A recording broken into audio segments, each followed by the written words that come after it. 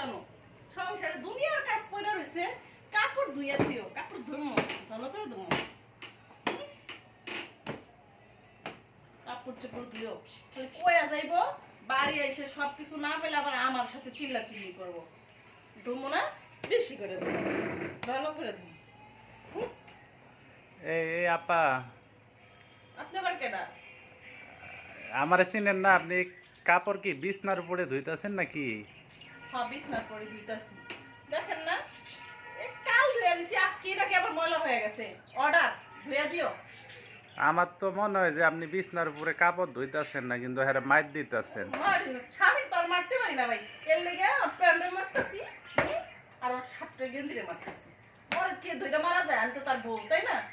এর লেগে এইগুলো মারতেছি ভাইয়ের উপরে এত রাগ কেন যে হেরে না পাই আপনি হের কাপড়ে মারতাছেন? শার্টটা দিন খেচুর খেচুর খেচুর খেচুর করে আর ভালো লাগে না ও আচ্ছা আচ্ছা, মানে হেরে না মারতে পাইরে আপনি এখন এই কাপড়ে মারতাছেন? হ্যাঁ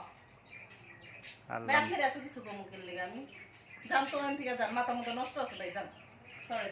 না, আমি ভাবলাম যে আপনি মনে বিছনার উপরে কাপড় ধুইতাছেন, কিন্তু কাপড় ধুইতাছি আসলে কাপড় তো ধুইতাছেন না, আপনার মনে হয় স্বামীরে আপনি মারতাছেন। না ভাই স্বামীর তো আর মারতে পারি না এর লেগে কাপড় চোপড় একটু মাইরা মেজাজটা একটু ঠান্ডা করলাম ভাই ও আচ্ছা আচ্ছা, তাহলে অবশেষে বুঝলাম যে স্বামীর গায়ে কেউ হাত দিতে পারে না, আপনি এখন কাপড়ের উপরে প্রতিশোধ নিতেছেন। হ্যাঁ ভাই স্বামী মাথাটা গরম হয়ে গেছিল ভাই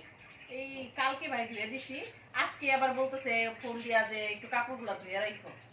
এই জন্য ভাই জেটটা উঠে গেছে স্বামীর তো আর ধুয়ে মারতে পারি না এই জন্য ভাই কাপড় চোপড়গুলো মার দিলাম ও আচ্ছা আচ্ছা।